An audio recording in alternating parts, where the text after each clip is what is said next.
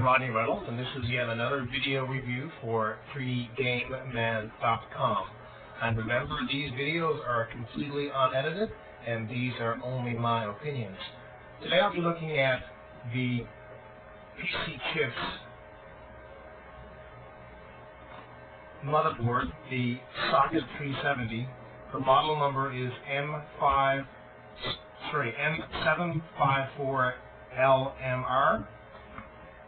This motherboard has onboard video, the TNT2 card.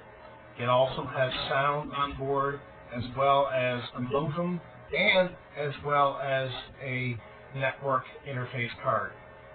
So it's a motherboard that has it all, and you can put, I have a Celeron 600 in the system right now, but you could put a Celeron 533, 500, 566.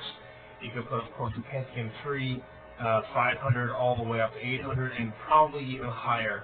The motherboard actually says that it can only support 533 Celeron and P3800. Now, I put a Celeron 600 in there, set the jumper 9, and it works fine. So it's kind of deceiving. What they're going by, I guess, is the manual settings. There is manual settings on the motherboard which you can set the multiplier and the frontline bus. If you go by that, then you can only support 533. However, if you change jumper 9, you'll be able to support up to 600 or 700. I'm not quite sure about 700 Celeron, but from what I heard, the 667 Celeron is fine in the system as well. So let's swing over and have a look at the motherboard right now. Okay, what you're looking at here, of course, is the motherboard. This is an extremely small motherboard. If you compare that motherboard to a regular sized motherboard, you can see that the footprint is a lot smaller.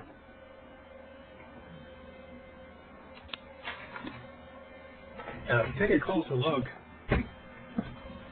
I just have a regular retail heatsink and fan on this.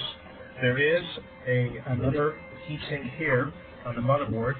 This does actually get fairly hot to the touch. You could probably leave your fingers on this for maybe 40 seconds. I have PC 133, 128 megabytes of RAM in here. If you see, this here is the graphics chip. And of course the sound and everything else, the network interface card and everything's on here as well. You do not have an AGP slot because of the TNT2 being on the motherboard itself. You have 3 PCI slots.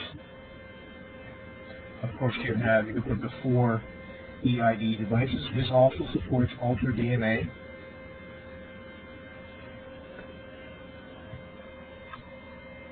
And this here is quite interesting. This is the modem.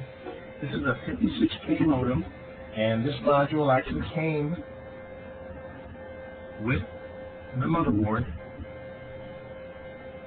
and it just fits into the motherboard and mounts on the case. And it's installed fine. Everything on this is installed fine. I'm using Windows Millennium or Windows ME, and I, of course, had to use the disk that they supplied with all the drivers for the video, sound, network interface card. This is a Yamaha sound card. And if we go around to the back, you can have a look at it on the back.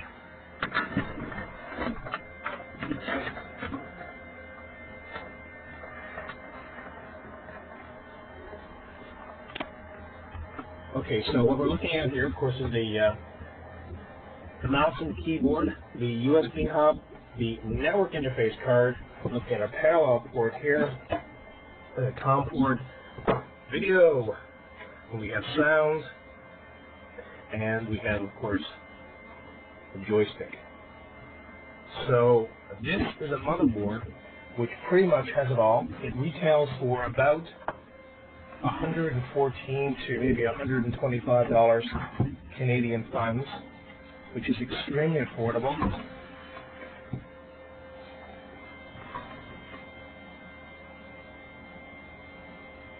And really, all you would need, other than the motherboard, would of course be the case, CD-ROM or hard drives, some RAM, and that's it. So you're looking at some $600 for a complete system. This is not, of course, a hardcore gaming system, but certainly great for a second system, third system, or just if you are or you cannot afford something which is hardcore, then this would be certainly an option to go. It's ultra cheap. Now, I haven't did any kind of gaming benchmarks on this. However, I would imagine that they're probably a little bit below what a true TNT card can do. Something else interesting about the TNT motherboard setup as well is that you can actually set the megabytes for the memory, for the video card. You can set it in increments of, I think it's 6 megabytes. I have at 16. You can set it to 32. So, of course, gaming performance would probably increase going from 16 to 32 in some games. So that's kind of a cool feature. Of course, the more memory you supply, and the maximum memory you can supply through the video card is 32 megabytes. So you can't go any higher than that. If you're thinking, oh yeah, well 64, you can't do it. I've tried. 32 is the max, and if you want to be conservative on your memory, if you only have 64 or 128, I would certainly recommend no less than 128 megabytes of RAM. RAM prices as of now, in November 2000, is they're very cheap. This is actually the stick of memory which I picked up,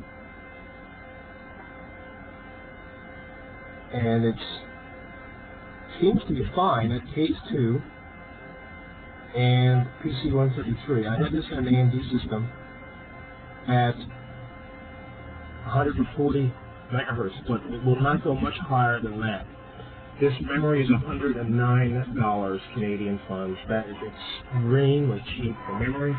So again, an overall system which is, quite frankly, decent performance for a secondary system or a budget system, and it's a great price.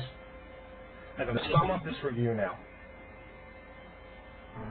So to sum this up, I give this product an 8 out of 10.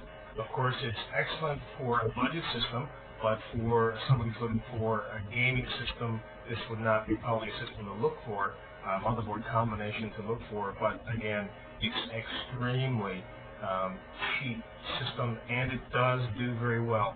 It has a VIA chipset, Ultra DMA, like you said before, onboard video, onboard sound, onboard network interface cards, and an onboard modem and everything. It's amazing.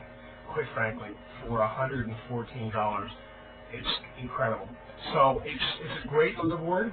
The only disadvantage to it, of course, being cheap, you have to expect the performance to kind of be a little bit less. I did notice that the network interface, the network interface card performance is actually a little slow through the network, but that could be a driver issue. I'm not quite sure. But overall, I give this motherboard a 8 out of 10. My name again is Rodney Reynolds, and this is 3D Game Man. Stay tuned, and next week we will have another video review.